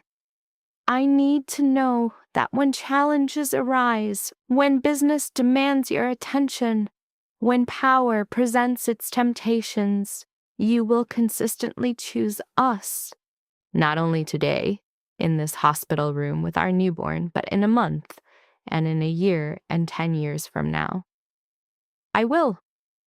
"You made that promise before, in the letter." "I know, and I failed to honor it. I have no right to ask for your belief." Damien gazed down at Emma's tranquil, sleeping face. "But I am asking nonetheless. Allow me the opportunity to demonstrate it. We need not be married. We need not cohabitate. We only need to be two individuals who love this little girl and desire what is best for her. Let me show you, through action rather than words, that I have changed." Clara remained silent for a long moment. What would that look like in practical terms? "I am remaining in my house in Riverside." And so Damien presented the terms of his capitulation. His road to redemption was to be paved not with sweeping declarations, but with the ordinary responsibilities of a father. He would reconstruct their trust through sheer, unwavering presence. In response, Clara insisted he relinquish his former weapons, the influence of wealth and power. He consented that his sole currency would now be reliability. This portrait of paternal devotion, a father's vigil in the deep of night, finally penetrated her defenses. A delicate will to believe was sparked. The infant Emma was then returned to her mother's arms. As Clara's skin met the child's, a profound tranquility enveloped the space. He put forth a name, Grace, a veiled prayer for the unearned second chance he desperately sought. Clara perceived the performative nature of his tone. A silence stretched between them as the weight of this new, fragile dynamic settled in. A family was born into a future obscured by fog, just before the clinical white of the nursing staff broke the enchantment. For 1 or 2 days, the hospital transformed into a gilded prison governed by visitation policies. Protocol granted Damien continuous access, but he offered the decision to Clara, a strategic cession of power in a conflict he was already losing. After a silence heavy with history, she consented. He observed the first feeding and the initial pediatric checkup, questioning the physician about sleep patterns and the grim science of an infant's first digestive processes with a prosecutor's intensity. He maintained a sleepless watch, a guardian unnerved by every sound emanating from the cradle. In the muted blue of the approaching dawn, he delivered a quiet soliloquy to the newborn, a pledge to refashion himself for Clara.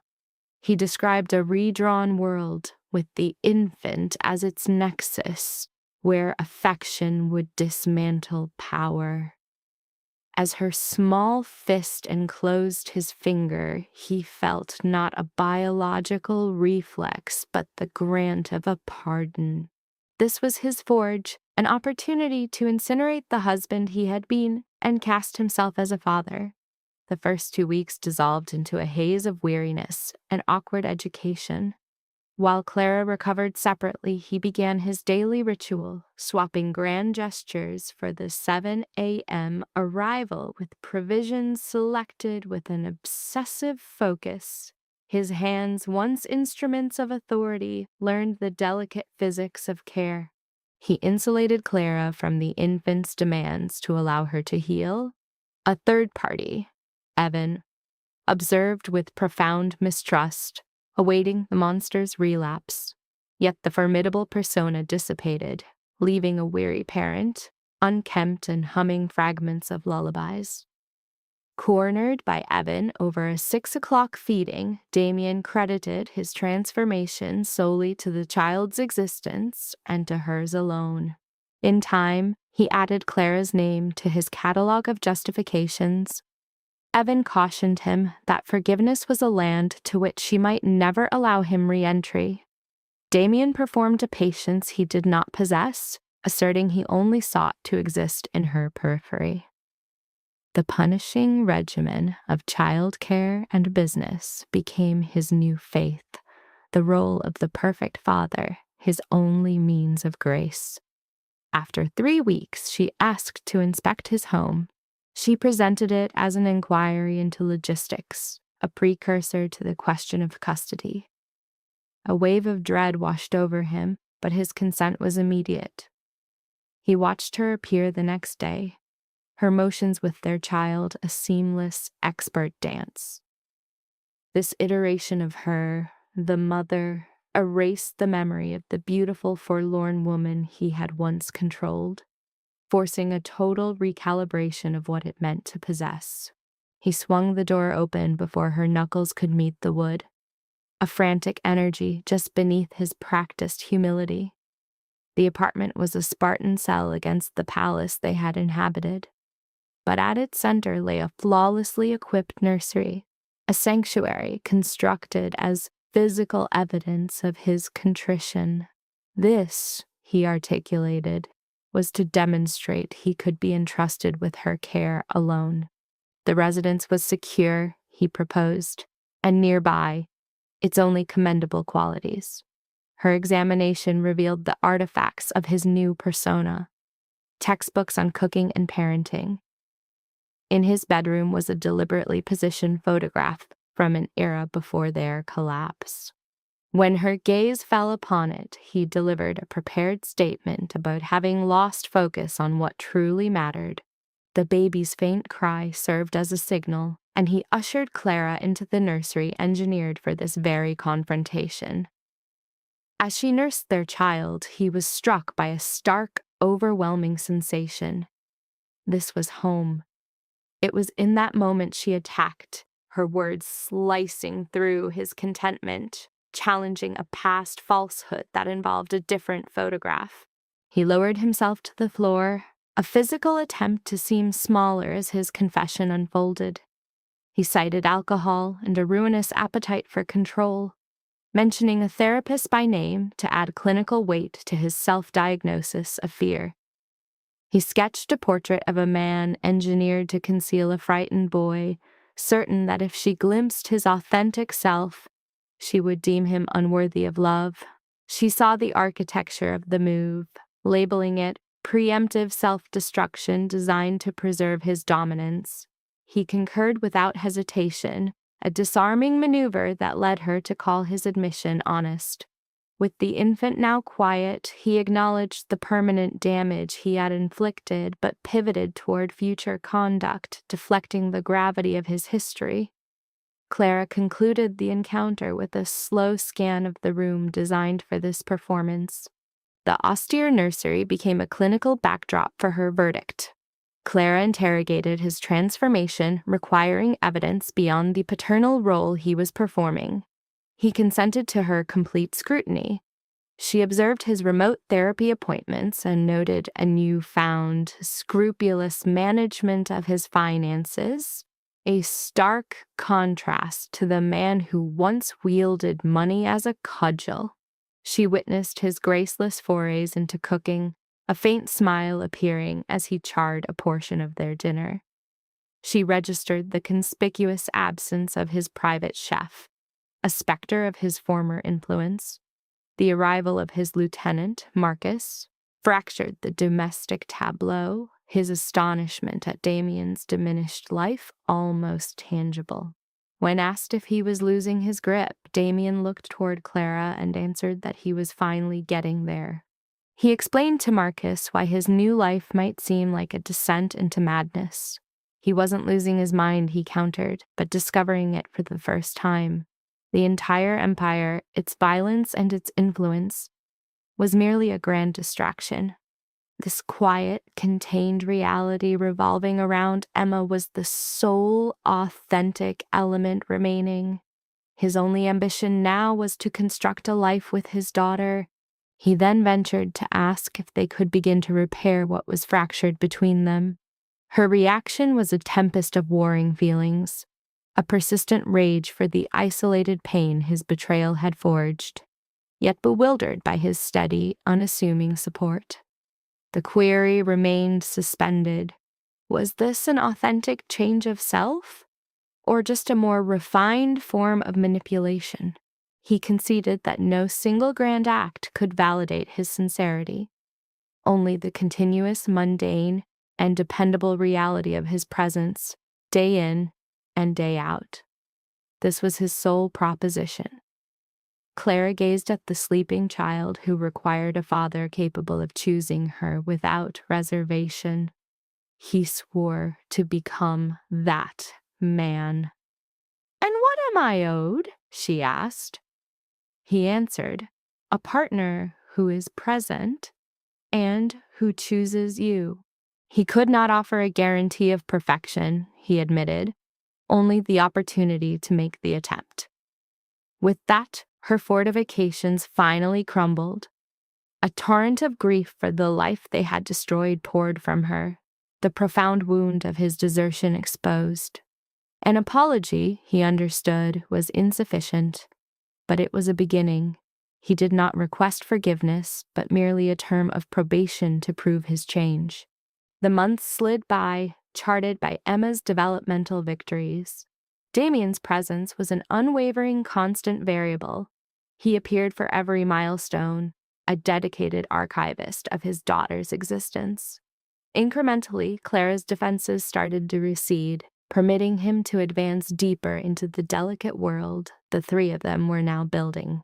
She started to voice her own aspirations again, contemplating a return to her university work. He pledged his unequivocal support. When she mentioned her field was psychology, he remarked on her talent for deciphering people. "Everyone but you," she replied softly. He conceded his own mastery of concealment and her perilous habit of hoping for the best in him. He was adamant about facilitating her return to school, casting it as a form of atonement for his previous disregard. Their quiet discussion was interrupted by a call from Marcus. A rival organization, the Castellanos, had made a bid to purchase his entire enterprise. The figure was $60 million. Damien absorbed the information while watching Clara and Emma in the yard. Marcus, when asked for his counsel, noted that the man Damien used to be would have answered the proposal with violence and destruction. He advised him to accept it now. Damien's voice was empty as he affirmed that his shadow self was permanently gone. "Liquidate everything," he ordered. "Release it all." He described the Empire as a magnificent, malignant tumor, a reality he could only recognize from the wreckage of what he held dear. The documents were executed 3 weeks later. With a single signature, Damien relinquished his whole network to the Castellanos.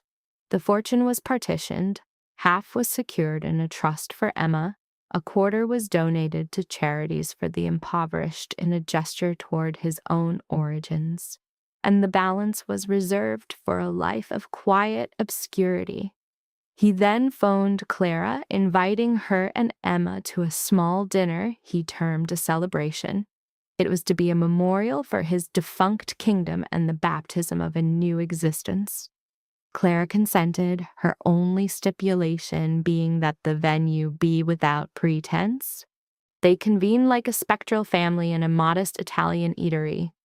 Damien admitted to the liquidation of his world, describing a sense of relief so immense it felt as though a physical burden had been removed.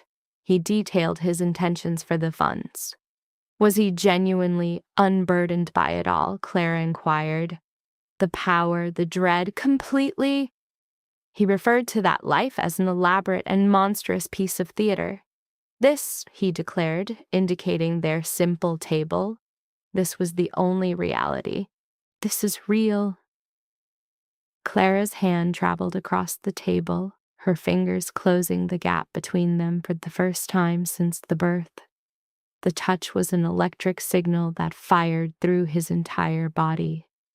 She confessed she was proud of the man he was in the process of becoming.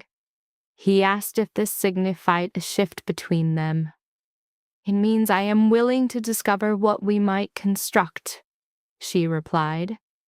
A sudden parenting issue was managed, and the profound, ordinary grace of the moment engulfed him. He finally grasped that this simple bond was the one thing his citadel of power could never provide. Connection, presence, love. 6 months later, Clara had moved into the Riverside house. It was not a marital reconciliation, but a deliberate agreement to rebuild from the ruins, guided by therapy, considered language, and conscious action. They were two parents learning to function as a single, coherent unit. Her existence infused the sterile house with color. She filled its quiet with vitality and its kitchen with sustenance, transforming a mere building into a home. Emma's room was a haven, a world designed for her security and development. Their weekly therapy was an archaeological dig, clearing the rubble of their past to establish a new foundation of trust. Some sessions concluded with the catharsis of tears, but they never skipped a single one. A silent, recurring pledge to repair rather than to shatter. For Emma's first birthday, they hosted a small affair. Evan attended, as did Dr. Chen, who observed her patient with quiet approbation. Marcus made an appearance, commenting that Damien had to lose his kingdom to find any grace. "Look at you," he said, as Damien assisted the baby with her cake. "A year ago, you commanded the world. Now you are coated in sugar and smiling without restraint." "The greatest transaction of my life," Damien stated, cleaning his daughter's face amid her joyful cries. Not the liquidation of his company, but its complete destruction, the prerequisite for building anew from the ashes. That evening, after all had departed and the child slept, they observed the sky as the sun bled out. The silence between them was not an absence, but a presence. "I have been considering," Clara initiated. What? Us! The structure we are erecting. She met his gaze. I believe I am prepared. For what? To honor our original pact, not as co-parents or partners, but as a marriage, indivisible and whole. Damien's breath hitched audibly. Are you certain that is what you perceive? I am. I have seen the evidence, presented daily for a full year. I have witnessed you do the work of rebuilding. You demonstrated that a man can truly be remade. You have prioritized us above all else. A faint smile graced her lips. I think the man I once loved has returned. Or perhaps this is a new man entirely. Either way, I am ready to construct my life with him. Damien reached for her, and she folded into his arms. They held one another as the light failed, both acutely aware that this fragile armistice was his only meaningful victory. They were two fractured individuals, discovering how to mend each other.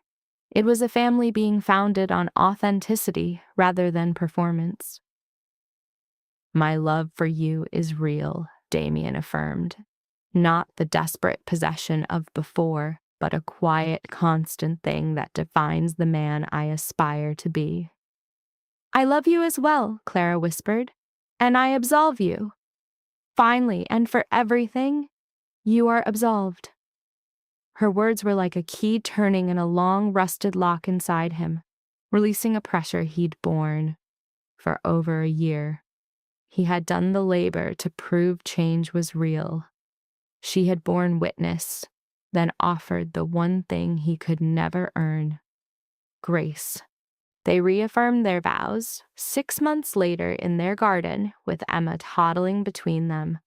The ceremony was an intimate affair, a promise of a daily, conscious partnership rather than a public spectacle.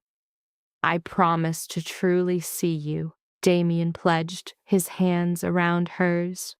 To choose you, to build this life with you, not merely adjacent to you, to remain when things are difficult. I promise to trust you again, Clara replied, tears marking her face. To offer grace when you stumble, to be your equal in this, and to choose love instead of fear every single day. Evan officiated, his ingrained cynicism worn away by the manifest proof before his eyes. Marcus stood witness, amazed at the sheer completeness of Damien's reinvention. Emma, at 18 months old and oblivious to the solemnity, uttered her first distinct word. Dada. Damien scooped her up, holding his daughter as he kissed his wife, feeling a deep sense of correctness settle in his soul. It was not the feeling of power or riches, but a quiet certainty that from the shipwreck of his existence, he had rescued the only cargo that mattered. In the years to come, Damien would reflect on the night of the photograph as the act that both annihilated and created him. It shattered the lives it impacted, but it also shattered the monstrous man he had been, forcing a painful rebirth. He invested his strategic mind into a foundation for families facing poverty. Claire earned her degree, creating a practice to guide women through the aftermath of betrayal. Emma was raised with the security of a father's presence, learning that true strength was reliability, not control. Sometimes Damien would think of his ghost empire and the man he had to metaphorically execute to be worthy of love. He would recall the self-portrait that began his fall and feel an odd gratitude. That one act of hubris taught him the most critical lesson. You can possess the whole world and have absolutely nothing. To be untouchable is to be entirely alone. Real power is not commanding others, but the internal strength to choose connection when your demons demand you flee. It is the will to remake yourself from the debris of your own failures. Damien Vale was the king of a fearful dynasty. Daniel Vale was a husband and a father who learned the only conquest of worth is the one over oneself. and as he drifted to sleep beside the woman he nearly forfeited and the life he almost obliterated, he knew with absolute certainty which man he truly was. That choice had cost him a world founded on illusion, and in exchange, it had granted him everything that was real.